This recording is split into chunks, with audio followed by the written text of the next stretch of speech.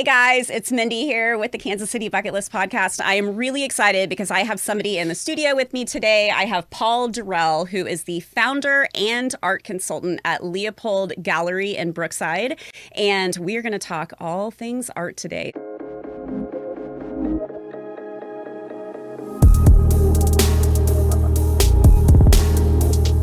Thanks for coming in today. Right on, Mindy. Thanks so much for having me on board. Yeah, of course. So we have been working together for, what does it seem like, 3-4 years, maybe 5? 3 or 4 years ago, I asked one of my assistants, find me the coolest influencer in the city. Oh, and flattered. Within 30 seconds of a search, she came up with you, and it's been wonderful ever since. Well, thanks. And by the way, totally forgot to mention that we have our dogs here today. Yeah, we do. So the studio is dog friendly. So I've got my pup, Mac, here, short for Mac and Cheese. And you brought your dog, Sierra.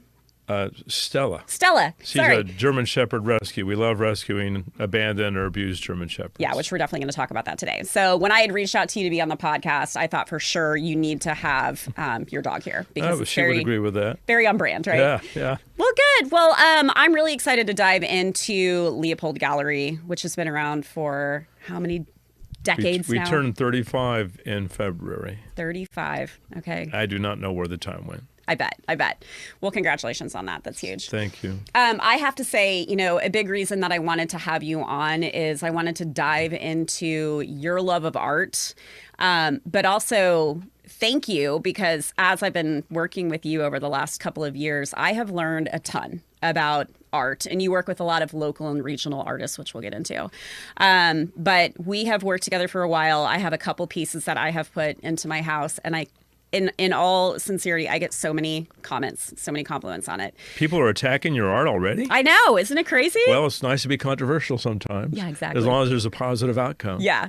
Well, what's really great about it is, first of all, so it's kind of an ongoing joke. I love the color black, usually in the form of clothes. But we recently did our front area of our house, and we actually painted several walls black, which is a little, I absolutely love it. Yeah. But we've got art that kind of like counteracts sort of like the dark kind of, we have a concrete wall that we did, and we have a piece that's bright orange and pink and purple. It's the New Mexico movie scene. Oh, sure, Nick Cowboy. Well, contrast is often the name of the game in the arts. I get more compliments on that piece, and truly it gives me this like amazing reaction personally every time I walk by it. It actually brings me a lot of joy. And then I have the other one, which is like the blue kind of like landscape. That's Michael Dwayne. Yep, Michael Dwayne. He does these wonderful stylized interpretations of the Flint Hills and of central New Mexico. Yeah, so they're really amazing. And, I featured you for a long time now for people to go into the gallery. You've got 2 stories and a slide.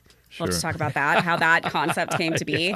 By far, you were the first one to ever put a slide inside anywhere, I think in KC, right? Probably before Rieger. We weren't the first. Rieger Distillery in the East Bottoms put a slide in a long time ago. Okay. Maybe 7-8 years ago. So maybe they beat you to it. They did. We got the idea from them. Okay, got it. But actually, I've been wanting to do Rieger. it for 20 years. And after they did it, I realized there was nothing left to wait for. Let's just do it. Perfect. Love it. But yeah, so you have this incredible gallery that you've had in Brookside now for several years. You've got your dogs that are typically in the gallery when you come and visit. And of course, we'll get into like where people can find you online to check out art and everything. But I wanted to get into a little bit. So first of all, you're a Jayhawk, right? I am. Rock Chalk. How did you get into the art world? Is that something that you studied, that you wanted to do? What's the background for you, both, coming out of school or getting into the world of I got in through the back door, and here's the story in a nutshell. It was never intended, but a lot of happy accidents constitute a life. Yeah. I shoot puppy dogs. Playing under the table. I grew up in Old Leawood, near 97th and Lee Boulevard. Okay. And very lucky because Beautiful. my father was a successful contractor Yeah. and did well, and I had opportunities that most people in the world would never get. Yeah. The schools I went to and everything else. By the time I was a hellraiser. Dirt bikes and hot rods. Really? Led Zeppelin concerts, Pink Floyd concerts. Like as a teen? Yeah, a bunch of us always going someplace and raising hell, and the Leawood cops always chasing us because you're not supposed to have unlicensed dirt bikes on the street. when you're 15, Yeah. even when you're 16. But we didn't break any serious laws, just not to have fun. We built a racetrack down at 103rd and State Line before that was all developed. Okay. We were always down there racing. Yeah. And I just had too much fun. I'm here to tell you, it was a blast. Yeah. But when it was time to grow up a little bit and have a little more discipline, I went to KU finally. Mm-hmm. By that stage of the game, business had changed for my folks, and they couldn't really help me much with college, and it wasn't their fault. Big recession in the 70s, and they worked so hard, my dad especially. Yeah. So I had to put myself through, for the most part, working as a mechanic, and that was fine. Yeah. My first passion in the world was writing fiction, novels. Okay. So I studied creative writing and art history at KU. Got it. Intending to be a best-selling novelist by the time I was 25. Okay. So I began writing. My first novel was awful. My second one was awful. But while I was writing, I traveled the world. I worked on a fishing boat, a halibut boat, what we call a longliner, in Alaska for a season. Okay. Worked on a horse ranch in Santa Barbara, tended bar in Key West, often riding around by Harley. Oh, my gosh. And then... total wanderlust. Pretty much. Yeah. And it hasn't changed. Yeah. Yeah, all my life has been that way. Yeah. I just had to calm it down a little bit when I met my wonderful wife and we had kids. Yeah. But I didn't calm it down a lot. Anyway, I eventually went to New York, made a lot of great friends there, lived in Chelsea a while, and then I heard about a job opportunity at a museum of French Impressionism in Connecticut. Okay. Near Hartford. It's called Hillstead Museum. It's out of this world. In fact, Mandy Patinkin is filming a musical there this month. Oh, wow. Okay. I think the filming is done and it might be out already. Okay. That's a different story. But yeah. This is a museum of Monet, Degas, Cassatt, Whistler, all kinds of decorative arts. It was a mansion and an estate at one time that was willed to be left as a museum with the collection intact. And it was an incredible, world-class collection. People from all over the world come to go to this museum. Well, this kid from Leawood lands the gig as assistant director, actually assistant to the director. But how do you land that? Just your charm? I don't know about charm. I was there at the right time. Sure. A friend of mine knew the director needed a new assistant, said, go up and apply now. Yeah. And I went up on a Sunday and applied. There you go. Took the train and everything from New York. I landed the gig and I was there several years. Mm-hmm. But eventually in the late 80s, I began to miss Kansas City, so I came home. Mm-hmm. Still writing novels the whole time. And they got incrementally better, but I had a long way to go to learn my craft. Yeah. And met this wonderful woman, Annie, at a party when I came back, and I knew she was it, and she knew I was it. God help her. And we married. Love it. And I'm still writing novels. And I realized if I was going to have a day job, I'd rather be self-employed than work in a corporation that I might write good copy for them, but it would suck dry my ability to write fiction. Yeah. So I opened Leopold Gallery in 91 so I could have my own environment in which to write. Yeah. Little realizing what a financial nightmare opening a gallery was. like a lot of things that we jumped in. Do a TED talk on that for people who want to start. I probably should have worked in a gallery first before opening one. Okay. Let's put it that way. Got it. I think our naivety sometimes can be a blessing. It gets us into jams that we otherwise wouldn't get into. That if we had all the information, we wouldn't move forward. Right. So I opened the gallery in 91, representing primarily Missouri and Kansas artists, and it hasn't changed in 35 years. That's the mostly same location, or was it a different location? The first originally? location was the Hotel Savoy downtown. Oh, okay. Which was a 21C up until recently. Yeah. We had a big space that faced 9th Street. Okay. It's a former barber shop. Yeah. And it was magnificent, because in those days, everybody in Kansas City went to eat at the Savoy Grill sooner or later. Yeah. As the year would pass. And I met all the movers and shakers. Yeah. Who are many of them still clients today, or their children. Awesome. Yeah. So I started there and then later moved to Brookside. Okay, got it. I've been in Brookside about 20 years. Yeah.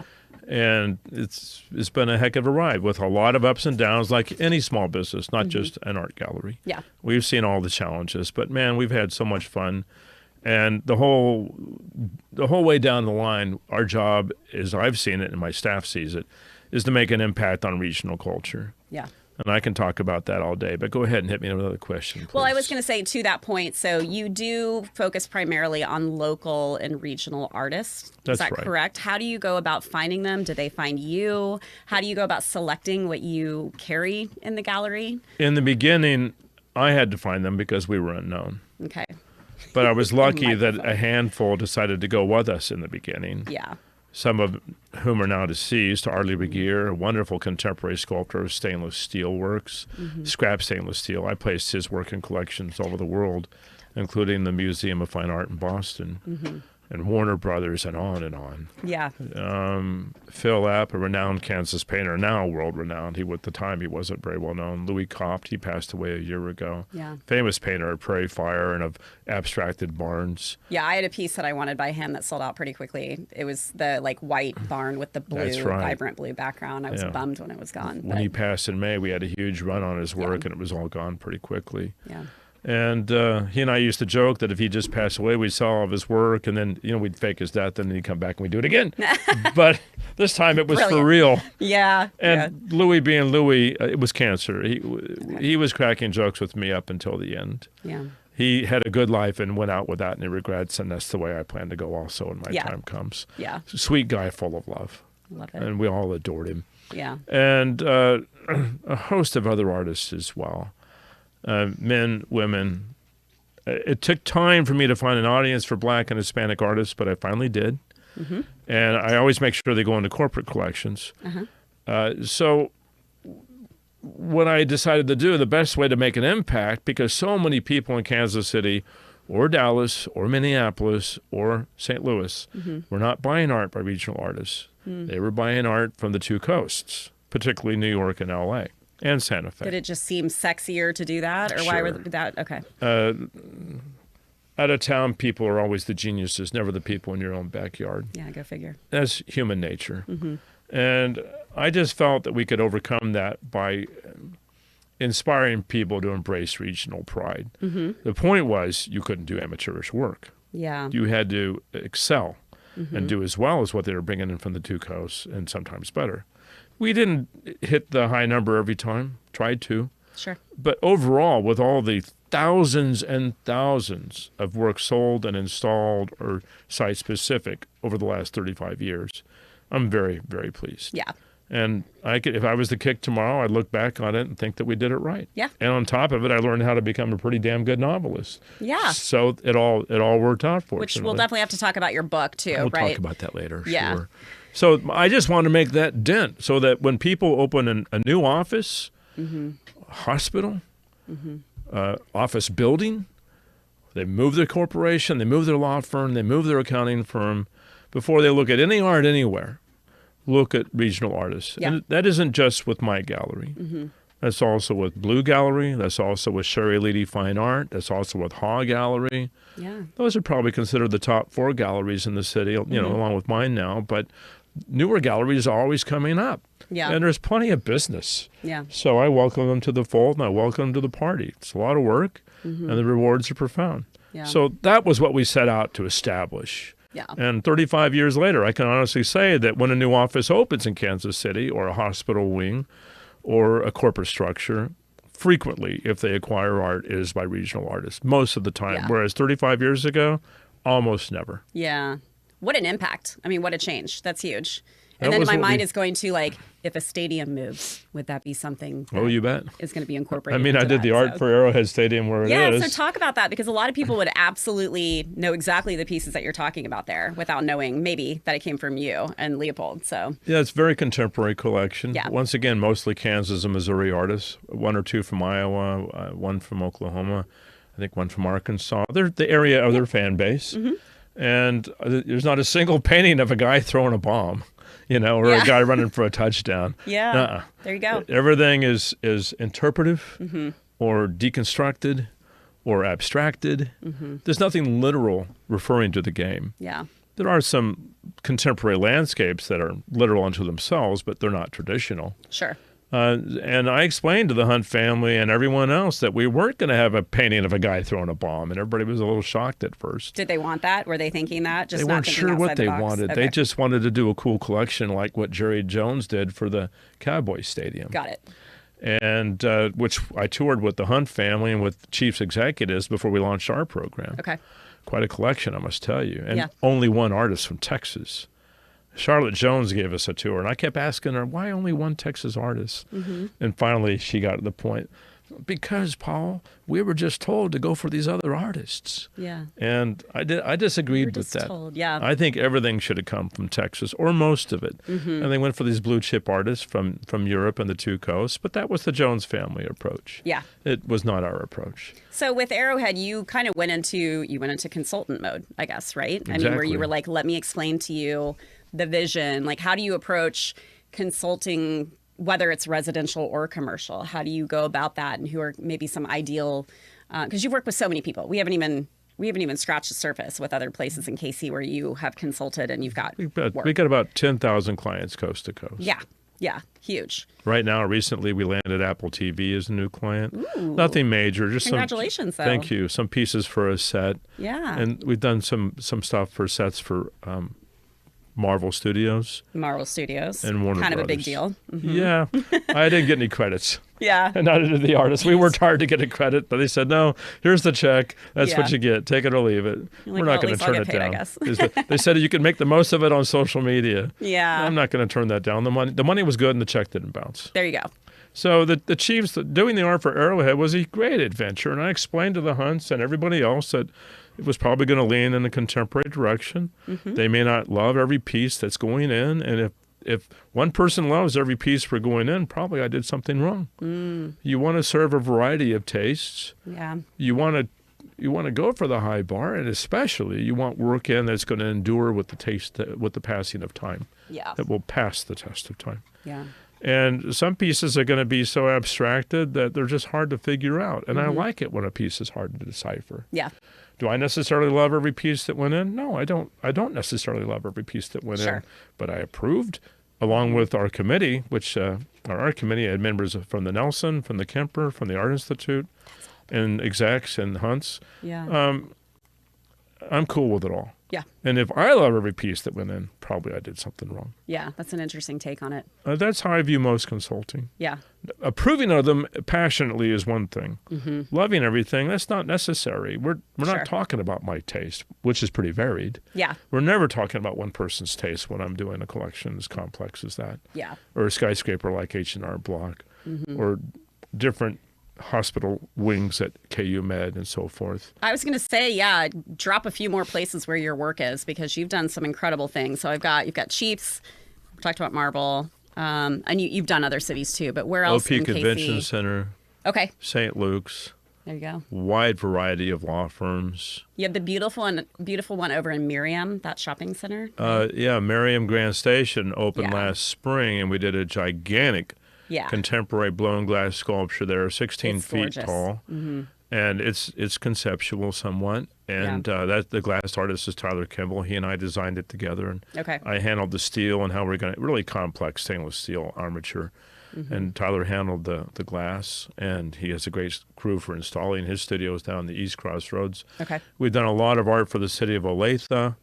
Their libraries, the City Hall area. The new downtown library is really incredible. And we have a 16-foot blown glass sculpture out front that's gotten a lot of praise nationwide. I bet. Again, that was Tyler Kimball and myself working together on the design. And I work out. It's my job to work out the engineering and the steel. That's not his problem. Yeah. But that's why I love working with him, because he does the glass so brilliantly. Shout out to Tyler. I don't think I've ever met Tyler before.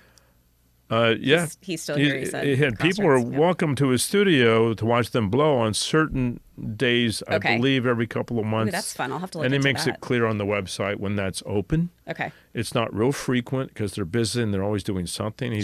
Right now he's getting ready to blow a very contemporary styled chandelier for one of my clients in Los Angeles. Mm. And it's not a gigantic piece. It's probably 3 by 3 feet. It will hang down about 5 feet. Yeah. But it fits the stairway where we're going to hang it. It's going to be a blast. That's awesome. I'll ship it out, and then I'll either fly out or drive out to install. I'd rather drive, because that way I can take my mountain bike and do a lot more biking on the way there and a lot more biking on the way back. So is that our segue into your biking background that ties into your wanderlust and your do you still have a motorcycle to this day? I sold my last Harley 5 years ago. Okay. But you have a history of that being. Were you doing cross country? All what the were you time. doing? Okay. All the time. You name the bike. Beamers, speed triples, that's a triumph. Yeah. In the early days, Yamahas, and then later Harleys.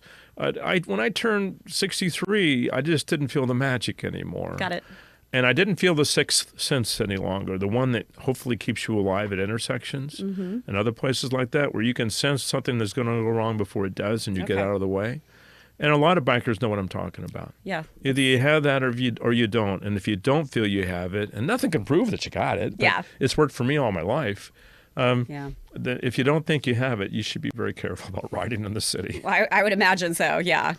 Did your wife go with you? You have two sons, right? Two grown sons. One lives in Denver, one lives here, both married to wonderful young women. We're all very close. No, they're not into bikes. And I'm glad. Yeah. Because it would kill me if something were to happen to one of them. Yeah. Like anybody. I'm not going to lie, I'm a little scared off by them. So I get nervous about the thought of it. No, it wasn't my wife's thing at all. Yeah. She would go for rides once in a while, but it really wasn't her deal. Yeah, yeah. She likes to hike. She likes going for walks. Yeah. But motorcycles, it's not her cup of tea. That's fair. I sold my last bike and got my last Harley, got a really nice Trek mountain bike. There you go. That's my trade-off. And it's so quiet, and all you hear is the breeze, and you can hear everything around you. It's like your therapy. And I don't need the loud noise of motorcycles any longer. I'm getting older, man. It's no longer a fit. That's fair. That's fair. Well, okay, so when it comes to art, I think I read something interesting recently, which was more women are investing in art. So shout out to all the women listening here.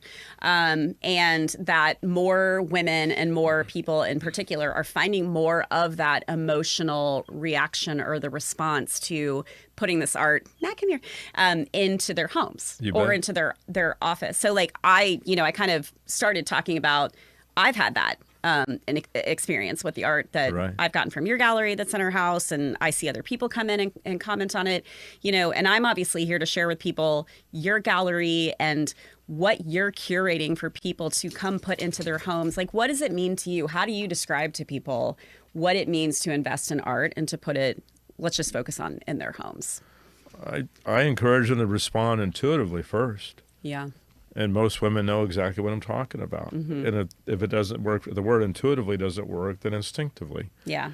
You have to love it from a gut level. And then we'll talk about execution and what makes it special and what the artist's process is.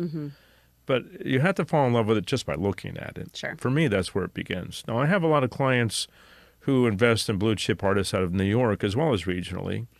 They don't take the regional work as seriously as they do the stuff out of New York, and they'll buy stuff they can't stand. But they're buying it as an investment only, with the intention of flipping it in 3 to 5 to 10 years. Okay. And sometimes I'll hear them complain that the dealer in New York didn't advise them properly according to their lights, and they paid $50,000 for the piece, and it only increased 10% in 2 years or something, and they were hoping for a bigger. That isn't what we do. Yeah. We have a lot of artists that are good investments as regional artists. Phil Epp in the beginning had 30 by 40 by Phil in the 90s was going for 4,200 maybe, and now that goes for 21,000. That same could be said of a lot of artists like Gary Bowling. Okay. Arlie Gear sculptures, stainless steel again. He used to get his work out of the Asner scrapyard in KCK. That is Ed Asner's brother who ran that when they were all alive. And Ed Asner made his way to the gallery once. He was quite a guy. Yeah. So I've got some clients who buy blue chip stuff from New York strictly for the investment. Okay. But when people come to my gallery, I just want them to follow the passion. Yeah. And if it speaks to you now, and I help you select a piece that's well executed and has all the validity behind it, that way I know they're not going to be tired of it in 10 years or 15. What do you mean the validity behind it? What does that mean? It has to be well executed. If it's a painting, everything about it, let's say it's a figurative painting, everything about it must be well done. And I mean contemporary figure. I don't mean traditional figure. John Singer Sargent really wasn't quite a traditional figure painter at his time, but he's looked on that way now, almost as an impressionistic figure painter. But the flesh tones, how the hair is rendered, proportion, pose, drapery. If it's a landscape and it's a contemporary landscape, is it going to hold up over time, or is it going to look dated and stylized? Yeah. There's some art from the 80s that looks like it's from the 80s. Yeah. And the same is true of some art from the 90s or the 70s. I don't carry art. We avoid that. Yeah. Yeah. I've walked in the buildings that were laid out with art from those decades, and they needed update, and they've hired us to do it. And it's so apparent that the artists were influenced by the fashions at the time. Yeah. Designs on clothing, for instance. Okay. And also by interior design tendencies at the time. The art must stand separate from that. Yeah. The art must be timeless. Especially the 80s. Whew, yeah, the 80s. Real specific. It was Sprint. Sprint had me out to their campus, and I had a look at it. No, not Sprint. KU Med, when they purchased the original Sprint campus, and they wanted to start over and do art that was new for what was at that time the Cancer Center, and we gave them a stunning collection, regional art, regional talent. But the stuff that was in there was so influenced by the design of the 80s because that's when it was built. Yeah, yeah. And it was so apparent. And it kind of worked with the wallpaper and the paint colors and the carpets, and that all went together. That isn't what we do. The art has to stand alone and it has to be distinct. It has to be a window unto itself. Yeah. And it should contrast with the interior, no matter what the interior is. Sure. And so I take all those things into consideration when I'm advising a client. But the most important thing is his or her passion. And yes, women now do make up the majority of our clients. Yeah, okay, even interesting. That aligns, yeah. A woman, she's married and she's making the art choices, not the husband so much. Yeah. In the 90s and early 2000s, it was the reverse.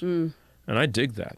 I don't have the percentage in front of me. My staff could give it to me if I asked them, punch in some numbers and tell me, yep, Paul, it is 65% women and 35%. I don't know. Yeah. But I just know they make up. I would say it's probably pretty close. I'm not surprised by that. I mean, even I've just done a lot of just random research and stuff that shows that, or being on Instagram alone, you'll see a lot that it's predominantly female and they're making a lot of the decisions of something that comes through their feed that they decide to, whether it's even making a dinner reservation or something for the home. That's right. Yeah, it's pretty common. So yeah, I dig that. So I relate well to them. They relate well to us.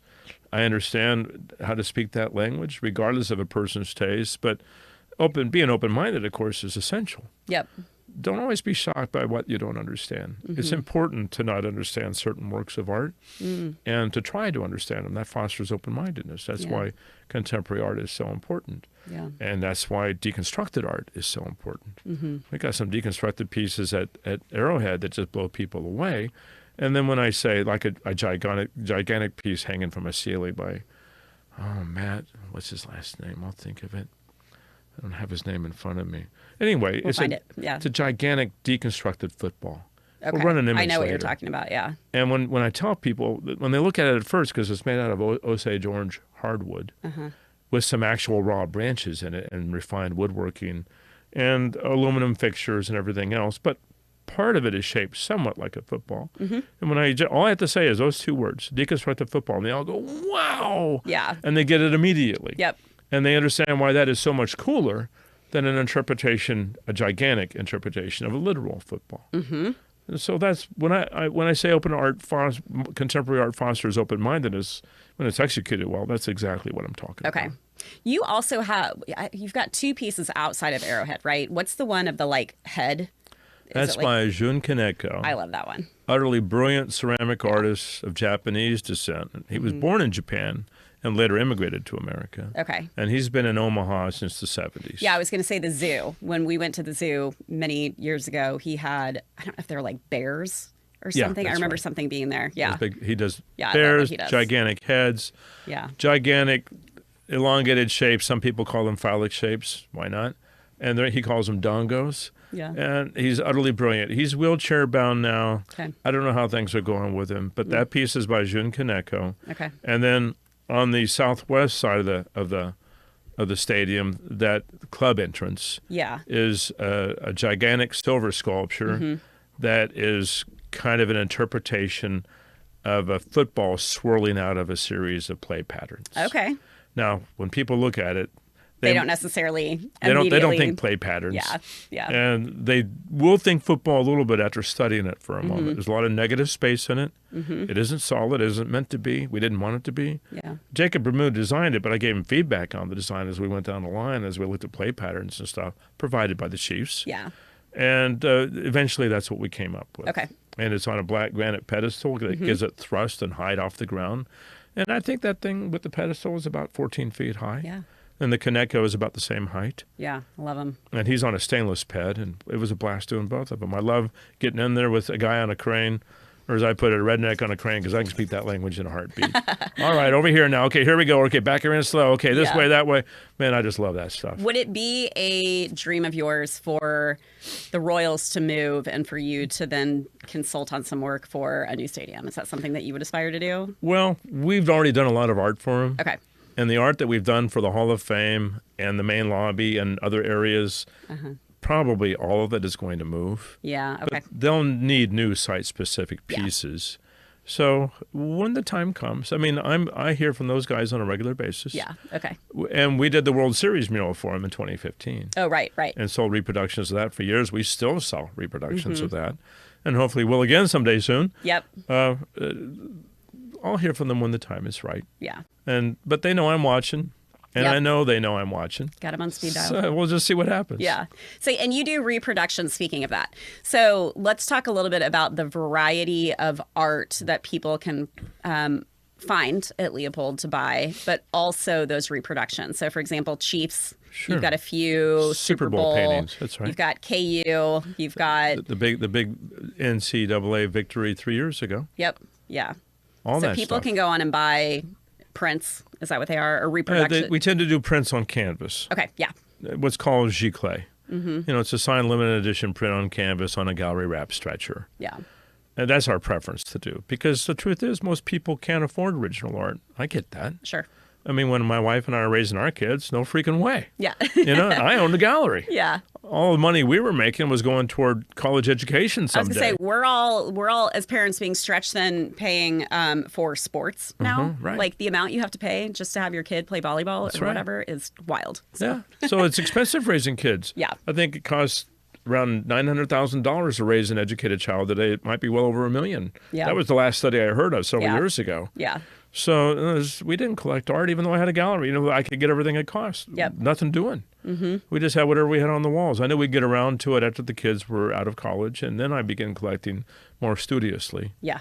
And now we have a great collection. I know. I was going to say, I would love to see your house. Is it sort of like There's a lot of art in there. perfectly kind of curated room to room? Yeah. And we live modestly. It's not a mansion by any stretch. We're happy with it. Yeah. It's a modest 4-bedroom house, couple of baths, finished basement, but it works for us. I don't ever plan to change it. Yeah. I'm happy with the size, and I don't need a different hood. Yeah.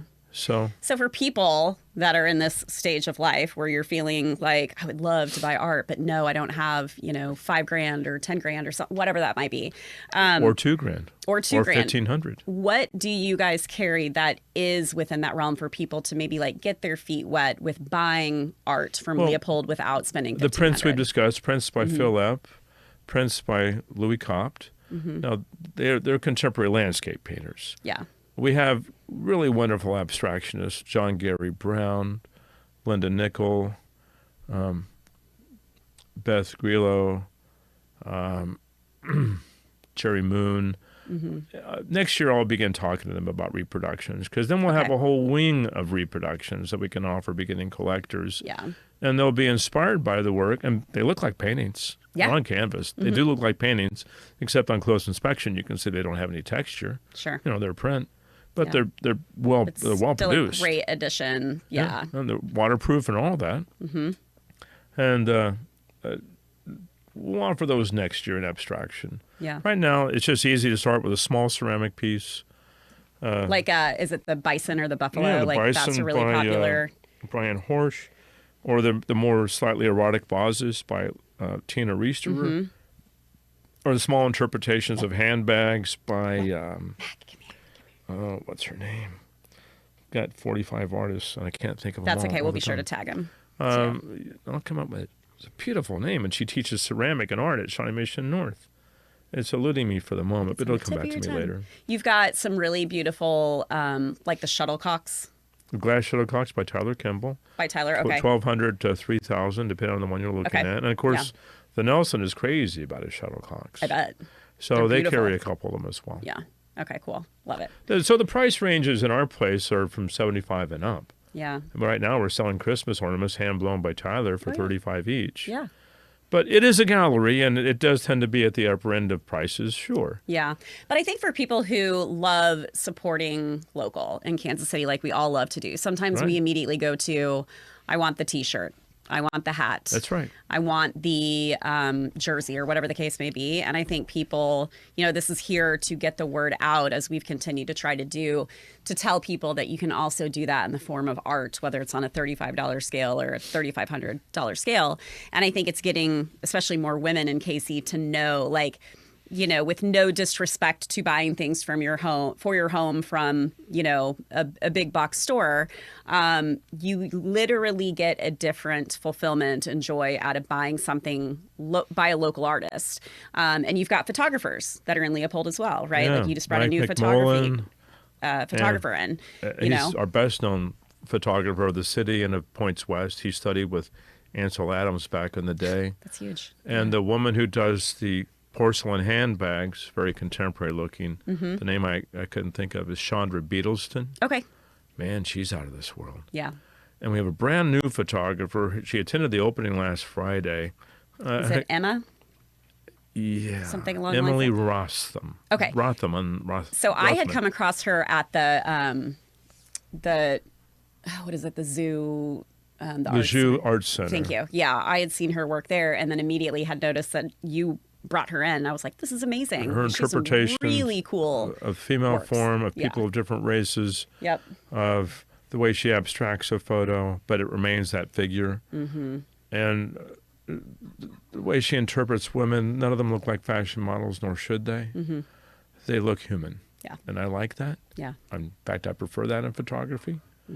Charlie Porter's another great photographer with us. He's also a cardiologist at KU Med. Oh, wow. They're going to be upset that I keep referring to them as KU Med. It's the University of Kansas Health System. Okay. I know. Yeah. But everybody calls them KU Med. Right. So the KU Med is actually supposed to be the educational side of the institution. Yeah. Okay. Then you got the hospital side. The hospital side is the one that collects so much art. Yeah. Yeah, we're very fortunate. And these days, we don't have to really look for artists much any longer. They find us pretty readily. Yeah. From all over the country, really. Yeah.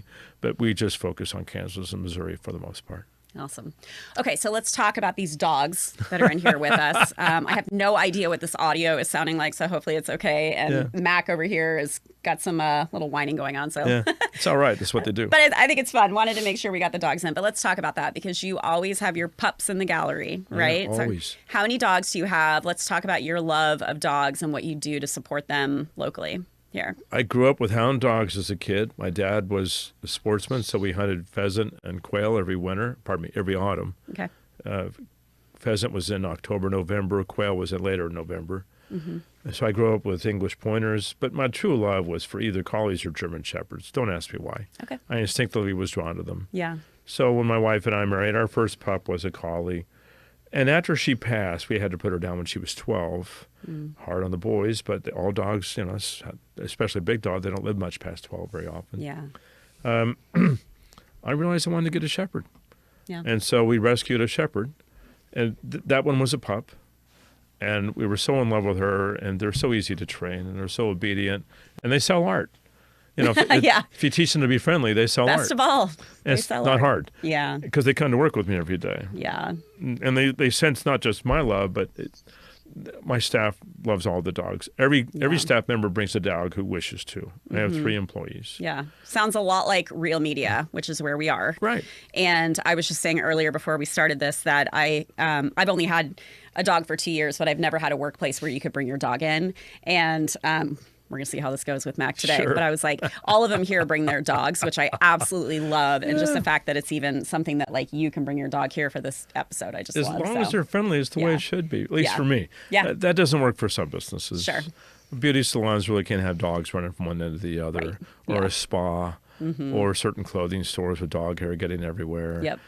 But in my gallery, as big a space as it is with hardwood floors, it's not a big deal. Not a big deal. But we began rescuing shepherds with that second dog, and Stella here is our 4th rescue. Okay. All the others we've rescued have been adults, either in abusive situations or they've been abandoned. Okay. Stella had been abandoned downtown.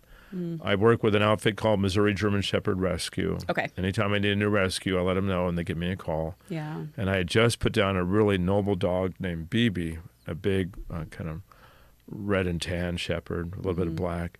And her time was done, and I put her down. Her hips were going, and she was in pain. Yeah. It wasn't worth keeping her alive and putting her in a cart. I wasn't going to do that. She lost her mobility. And so I said, I need another shepherd. Yeah. And, you're brokenhearted, but I move on pretty quickly. Yeah. And you love each dog after they're gone. Find your It's new always love. hard. Yeah. And they said, we got this goofball. How about her? And I said, she's just fine because she's got a goofy grin. Yeah. And they brought her out, and I knew it was a fit immediately. Love it. That was that. What are the other dogs that you have? Or you just have one other? My wife has a beautiful Westie Oh, okay. named Zuzu, Okay. who I call Pee-wee. I prefer the name Pee-wee Okay. because she is a Pee-wee. But she doesn't come to work very often. She stays at home with Annie. Got it. Okay. Oh, so maybe the other dog is one of your staff members. Oh, one of my sons, Adam, he brings his bulldog every day, That's Gracie. what it is. Yeah. And then Hillary, gallery director, brings her, not a basset, what is it? Long floppy ears. Oh, yeah. Totally drawing a blank. Howls a lot. Anyway, she brings that wonderful dog in every day. It's not a hound dog. It's not a basset. It's a, I don't know. I'll think of it in a second. Yeah. It's a type of hound. And so you'll do things to raise money or partner with I partner with Wayside Waifs a lot. Wayside. Yeah, that's right. We raise several thousand a year for them, and we have a big push every fall, on whatever day they choose, to get at least 3 dogs adopted, if not more. Okay. So we bring dogs that are up for adoption to the gallery, and usually the event is attended by 100 to 150 people. But the main thing is just to raise awareness of all these homeless dogs and get people out to the shelters, whether it's Wayside or some other place. Raise money for the shelters so they can keep to make payroll. No easy task for them. Yeah. And get the dogs out the door. And especially put puppy mills out of business. Yeah. I'm all for putting puppy mills out of business because you got overbred dogs everywhere that are raised by quote unquote breeders who don't know what they're doing. Yeah. And it's unfair to the dogs, and it's a mess also because we already have enough homeless dogs. There are plenty of dogs for everybody.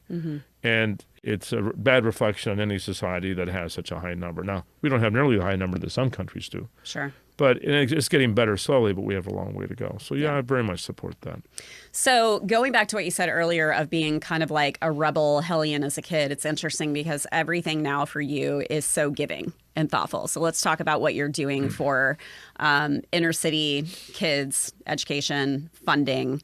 It's for Sumner Academy and Paseo Academy. Sumner is that Academy right? and KCK. Let's talk about all the work That's you're a doing college there. prep academy. That's huge. It's considered the best high school in the state of Kansas. And they have huge rate of kids going on to college each year who finish. I think it's right around 95% of the student body, which is equal or superior to the Shawnee Mission and the Blue Valley schools. Okay.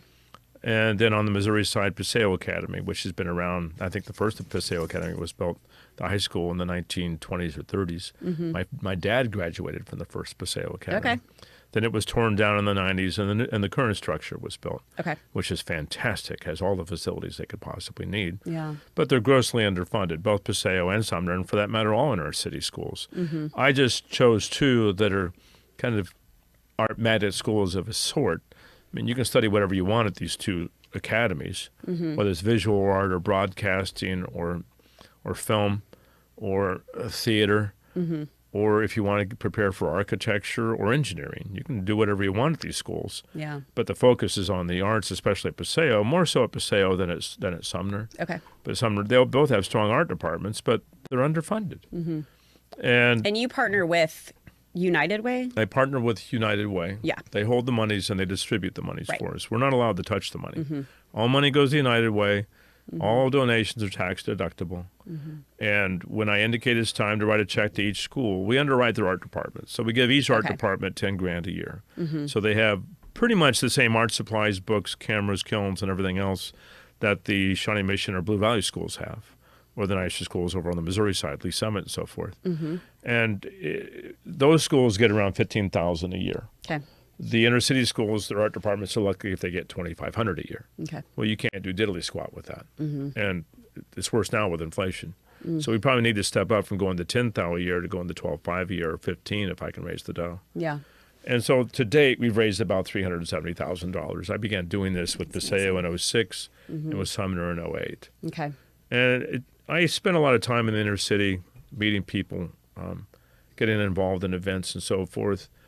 And it wasn't hard for me to recognize how easy my road has been compared to a black man my age, an Hispanic man my age, who would have grown up impoverished and didn't have access to the opportunities that I do and have had, and didn't suffer discrimination. Right. Because I have never suffered discrimination. Yeah. I might suffer discrimination because my jokes are sometimes bad, but that's about the only kind I ever had to deal with. I never had to. And sometimes when financial times were hard, we almost went broke in the recession. A lot of galleries did in this city and all over the country, and a lot of them did go broke, including in this city. And when things were bad and we're overdrawn at the bank, and I'm just not seeing how we're going to get out of this corner, and how are we going to rebuild, because so many contracts were canceled and delayed, and people just quit buying art for 2 years, and it was a nightmare. Yeah, I bet. But if I thought that was a nightmare, what's life like for people in Afghanistan or Vietnam or name your third world country? Right. Or recently Gaza, or even Gaza at that time. Or people on the east side that never had my opportunities, that grew up around violence and poverty and overcrowding and just don't have access. So I realized from the get-go that I needed to get involved and do something. So I toured these 2 schools. Okay. I asked them what their financial situation was. The art teachers were embarrassed to tell me what their situation was. Yeah. And so I began raising money, and that's how it started. That's awesome. My clients are very loyal in helping us with that mission, and I'm very grateful to them, because without the generosity of my clients and so many other people who aren't even clients, we wouldn't be able to do it. No. And I work hard for these schools. I work hard for these kids to help them get into college. We take them on field trips every year to different universities to teach them about getting into college. And most of these kids are not white. A handful are. And we help them become comfortable in a campus environment. Nice. Whether it's UMKC, MU, KU, K-State, Warrensburg, doesn't matter. And once they're on campus, they realize how welcome they are, and that nobody cares what their skin color is. And people want them there. Nobody cares that they're broke or they come from an impoverished family. There is financing available without borrowing a ton of money, and we really hammer that one. I do. Yeah. Stay out of debt at all costs. How do you do it? Primarily with grants and scholarships, but there are other ways too. No, that's huge. And it's hard. Because college expenses have gone up so dramatically, so quickly. Yeah. But still, it's a degree by which you can make a good living is the best way out of the ghetto. Now, there are also the trades, certain kinds of union skills. We don't discount any of that. But for those who want to be an architect or an engineer or an attorney or a teacher, we hammer that. I don't tell any of these kids who are all artists. I don't say to any of them, I think you should get a fine arts degree. Sure. Yeah. Hell no, man. No way. Let them decide. Yeah, they're already broke. Yeah. I mean, why make it worse? Yeah. Because most artists, probably only 10 to 15% of artists nationwide make a living by their work. Yeah. For everybody else, it's just supplemental, and sometimes supplemental in a very minor way. Sure. Most of the time in a very minor way. But that's good for them to get some mentorship on that. Yeah, so I don't encourage a fine art degree or a studio art degree at all. Never do. Okay. A parallel degree, by all means. Okay. Architecture, interior design, graphic design. Yeah. I want them to get a paycheck, for God's sake. Yeah. So we've taken 1,600 kids on these educational field trips over the years, over the last almost 20 years. And I'd say just a little over 1,000 have enrolled and gotten through college at this stage. Okay. And so I'm real happy with those. But I don't do it alone. I have teachers helping where parents are involved. I have parents helping, or grandparents are involved. We make sure that there's as much involvement as possible. Yeah. And I get so much help from the schools, the counselors.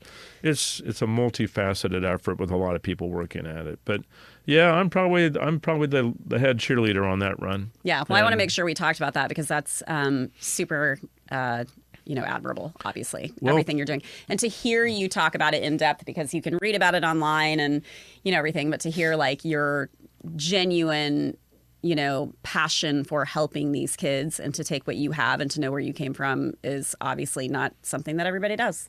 So I enjoy it. It gives back a lot to us. It gives back enormously. Yeah. Whether we're having a good year financially or a hard year financially, I never have it as rough as these kids and many of their parents. And I'm very mindful of that every day. Yeah. And if ever I forget it, all I have to do is go for a ride in the hood. Pick your hood, Yeah. Doesn't matter whether it's up on Quindaro and KCK or Prospect over on the east side or Indiana or any of those places. Yeah. Those people have it far rougher than I ever have or ever will. Yeah. And I'm mindful of that all the time. I wish it wasn't that way. Right. So for people who are curious about the foundation, you can learn about it by going on the Leopold Gallery website. Yeah. It's easy to find. It's under the About Us drop down. Yeah. And there are pictures and stories right there, and it's easy to donate. And yes, all the money goes directly to the schools. We don't make a red cent off of it. Yeah. And you're very clear about that on the website. I did see that. And I have the link to that in my link tree as well on my page too for people to find it. So, yeah. Thank you. Okay. So you also won an award this year. The Governor's Arts Patron of the Year for Kansas. Yeah. So congratulations, and tell me more. What does that mean? The Kansas Arts Commission gives out a series of awards each year. Arts Patron, they selected me. That was more for my philanthropy and for my advocacy of the arts. Okay. Then Arts Advocate. I was puzzled why I was Arts Patron. I always thought that went to millionaires and stuff. I was puzzled why I was chosen Arts Patron instead of Arts Advocate, because advocacy is what I really do. But then again, an advocate is people who run like the Smoky Hill Arts Center in Salina.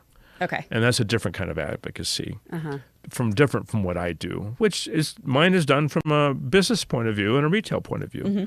And I think arts advocates typically are people that work in an arts center, and that was probably how they made the distinction. Then they choose a painter of the year and a ceramic artist of the year, somebody in theater, somebody in music. And Melissa Etheridge won an award. I don't remember what her award was. Interesting. Quite a woman. And she's from here, is that right? She's from Leavenworth. Leavenworth. Okay. Yeah. And what a gal. Yeah. And we just had a blast, man. Went out to Topeka, and I love my state. Yeah, I'm a man of the world, or so I would like to believe. Yeah. And I travel a great deal, but I live in Kansas. Yeah. I'm a Kansas native, Leawood. Yep. And I've been all over the state. I've been in every county of the state. I mean, yeah, I love the Grand Canyon. Yeah. I love surfing in California. We have talked about your love of the Southwest, too, right? Oh, New Mexico. I never get enough of it. Santa Fe. I'll probably move there after I retire, but that's a separate subject. But still, I'm a Kansan, and I'm proud of it. Yeah. And I know the Kansas Arts Commission isn't well-funded like the one in Colorado or California. And, they don't have these celebrities bopping in and showing up for the ceremonies, and I don't care. I was so happy for all these people from towns like Salina and, this one ceramic artist, gay dude, he was from out west. Where was it? Russell, maybe? And Pittsburgh and so forth. Yeah. And some from Kansas City. I love that. Yeah. And that they're and a woman, maybe she got the Arts Advocate of the Year from Garden City, running an art center in Garden City against all kinds of opposition initially, and then well-funded now and well-supported by the business committee in Garden City. That's saying a lot. Yeah. Because it's not that big a town. And I just love it when these people are celebrated from these places. Yeah. And no, it's not Marin County or Sonoma County or L.A. County. Yeah. It doesn't have that panache, and I don't give a damn. Yeah. I'm proud that my own state recognizes this. And they saved the Arts Commission, which was almost canceled this year. Oh, really? They saved it by a hair's breadth. Some brilliant people, Pam Curtis being one of them. Canceled for? I don't know why they wanted to cancel it, but the supermajority wanted to get rid of it because they don't believe in the arts. Oh, gosh. And that wasn't allowed to happen. Yeah. And some people saw reason and understood that promoting the arts in these small towns, promoting music, musical instruction, art instruction, a wider breadth of reading and education in itself and execution is critically important. It's how you advance culture. That's that's the principles this state was founded on by the pioneers, for God's sake. Yeah. You don't cancel art. Right. And Arts Commission doesn't put money in anybody's pocket, certainly not mine or any art dealer I know. It supports the small towns. Yeah. And without that, they don't really have art programs. Almost at all. Yeah. And it's so hard for these small towns that are losing opportunity all the time, especially in western Kansas, because corporations are sucking them dry. The Walmarts and the Kmarts and the Lowe's lumber yards of the world. Yeah. And mom and pop businesses can't compete and they close. Where's the job opportunity? So it's hard for them to come up for the funds for anything in the arts. Yes, the Kansas Arts Commission is vitally important and we can afford it, so let's do it. Yeah. And let's not combat it. There's nothing to combat there. There's no taking sides. It's education, period. And I was going to say, all is to say is clear why you're an award winner for your advocacy. I mean, because obviously you're so, watch your head. You're so passionate about it and doing so much to really educate people. I am passionate about it. I can match notes with anybody in the state on that opposes it. Yeah. There is no ethical reason in the world to oppose broadening education. Yeah. Unless you want automatons running around the country who don't understand how the country is run and what the mechanisms of the Constitution and democracy are about. Yeah. And so unless you want that, if you want educated people that are participating in the democracy, yes, the Kansas Arts Commission and all the universities and everything that goes into that pot could not be more important. I place that over material possession any day of the week. So going back to Leopold Gallery, like when we're shopping in Leopold, when people are purchasing from you, they're playing a part in all of this that you're talking about because it's funding you to give more back locally and everything. So let's kind of circle back to Leopold Gallery and what you want people to know about the experience of working with you and your team, working with you as an art consultant, buying for their homes, anything else that you want to put out there for people. Well, you walk in the door. Everybody's made to feel welcome, whether they can afford art or not, regardless of what race. We don't care. Yeah. And take a ride down the slide. Anybody goes down the slide. We put the slide in a little over 3 years ago. Yep. Because I just thought it would be funny. Yeah. It's an 18-foot slide that spirals from the upper floor down to the basement, which is a lower gallery, and finished very nicely and well lit. And people just love it. Oh, yeah. How can they not? Kids come in and they'll go down. I think I almost got stuck in it, but I'm also 5'11", so, it's just hard to get out at the end.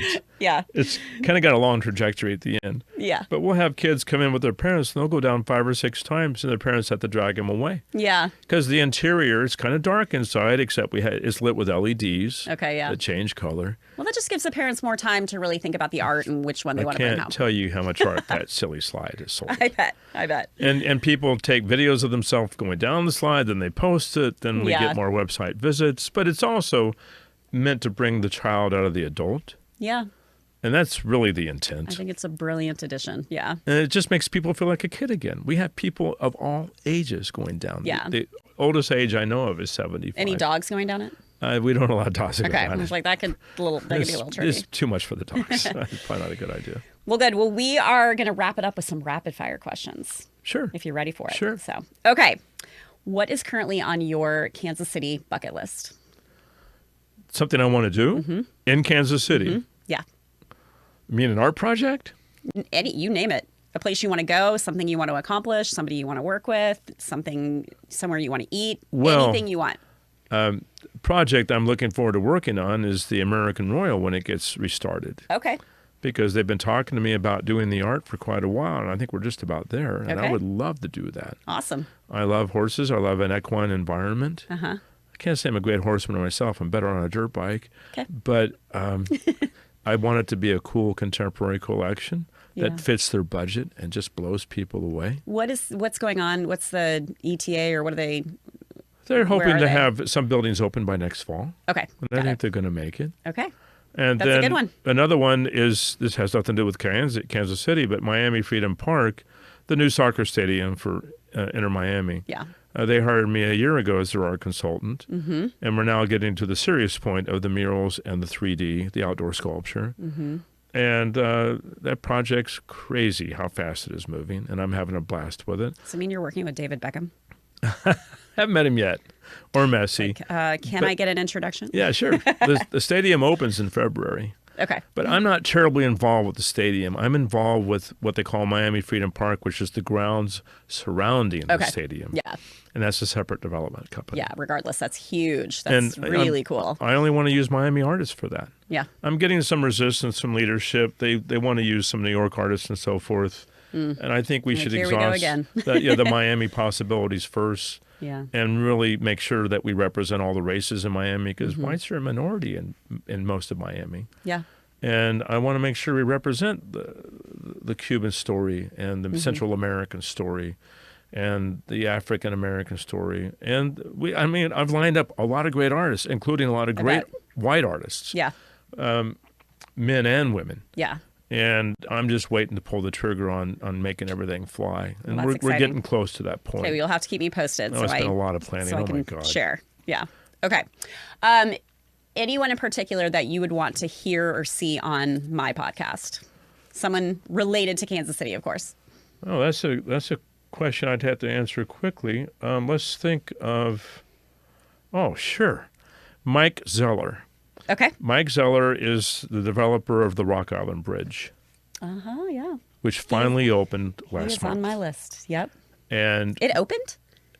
To a degree. Oh, He had an opening party. Okay, got it. And Mike is a officially. generous, visionary, kind soul. Mm-hmm.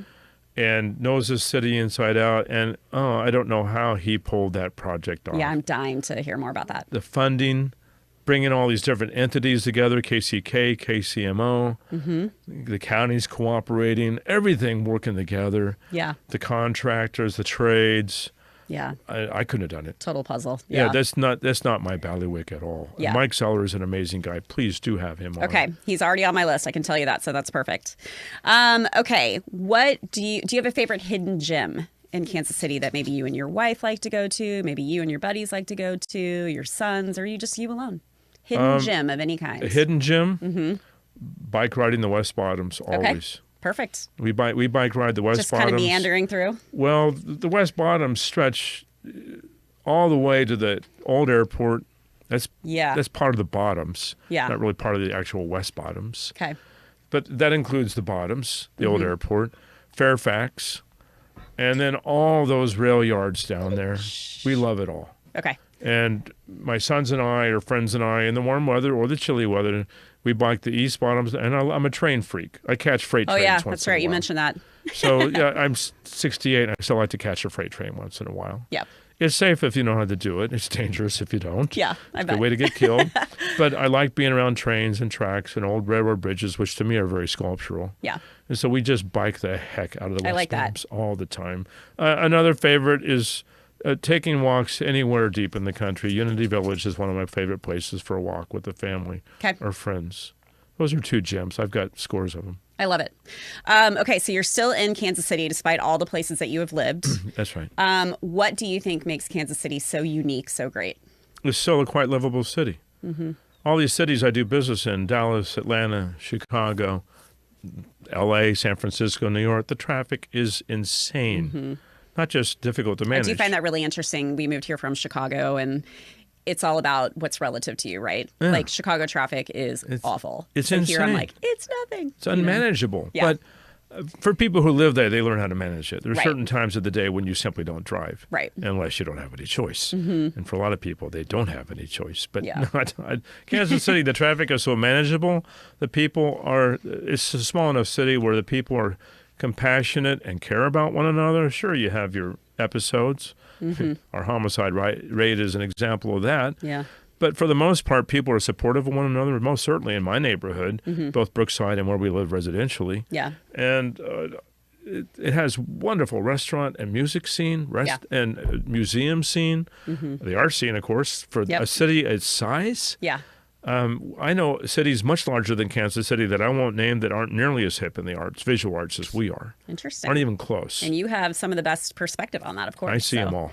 Yeah. Denver, Phoenix, Houston, I see them all. Okay. And I get immersed in them all because I have so much work to do in each one. Yeah.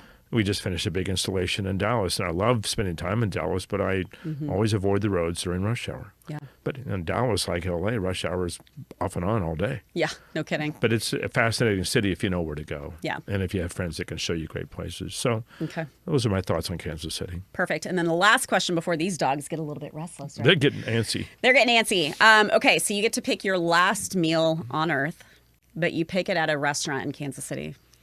Where would it be? That would be sushi at Jun's Sushi. Okay. In I think it's Old Leawood that Jun's is in. Okay. J-U-N. Perfect. Been around forever. Uh-huh. And even though Jun, the original founder, passed away a long time ago, purchased or taken over by a different family, I think they still make fantastic sushi. Good to know. I haven't been there, so I got to check that off my bucket list. I'm a sushi freak, and I think love sushi. I know people from San Francisco that would disagree with that choice, but no, I'm a supporter of Jun's, and I love the interior. It's your pick. Yeah. And I love going there. That would be my last meal. Okay, perfect. Awesome. Well, thank you so much. This has been awesome. Where do people find you? How do they get in touch with you? Just go to the Leopold Gallery website. It's easy to contact us through that. Okay. Email addresses are there. phone number is there. Okay. We're at 63rd and Warnell in Brookside, near Homegrown. Great location. Yeah, I love Brookside. Been there 20 years, and I'll finish there until I finally sell the gallery and decide to go surfing in Tahiti a little more. I love it. Awesome. Well, thank you so much for coming on. Thanks, It was so good to actually sit down and talk in depth about everything. It's wonderful. Awesome. I've enjoyed it. Great. All right. Thank you guys so much for listening to Paul here on the podcast. Make sure that you guys follow along, Kansas City Bucket List Podcast.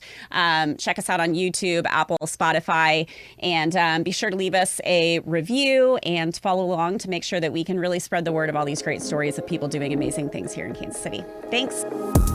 Thank you so much for tuning in and finding inspiration in these incredible stories. If you love what you hear, be sure to subscribe so you never miss an episode, leave a rating, and share the show to help these Kansas City voices reach even more listeners.